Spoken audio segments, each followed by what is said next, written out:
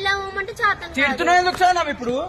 మెల్లమన్నప్పుడు అవును అయిపోయింది తప్పు అయిపోయింది బాధ అనిపిస్తలేదు బాధ అనిపిస్తలేదు చెప్పు ఆయనకు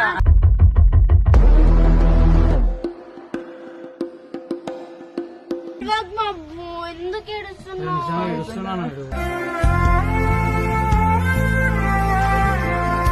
ఎట్లా వద్దు మళ్ళీ ఎందుకు అంతగానం తాగించుకున్నాడు నీకోసమే అది